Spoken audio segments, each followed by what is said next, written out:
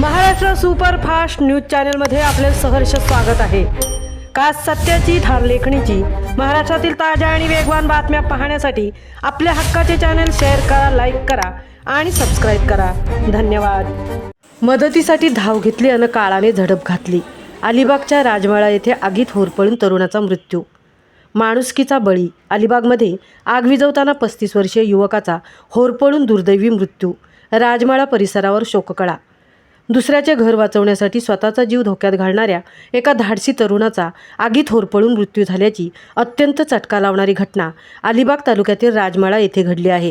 कैलास अरविंद पाटील, वय वर्ष 35, राहणार थळ असे या दुर्दैवी युवकाचे नाव असून त्याच्या निधनाने संपूर्ण अलिबाग तालुक्यात हळहळ व्यक्त होत आहे। मिळालेल्या माहितीनुसार 5 फेब्रुवारी 2026 रोजी मध्यरात्री 2 वाजण्याच्या सुमारास राजमाळा परिसरात अचानक भीषण आग लागली आणि या आगीच्या ज्वाळा पाहून कैलास पाटील यांनी जीवाची पर्वा न करता मदतीसाठी धाव घेतली। आग आटोक्यात आणण्यासाठी त्यांनी शर्थीचे प्रयत्न केले, मात्र आगीच्या प्रचंड लोटामुळे आणि श्वास कोंडणाऱ्या धुरामुळे कैलास यांना अचानक चक्कर आली आणि ते आगीच्या संपर्कात आले।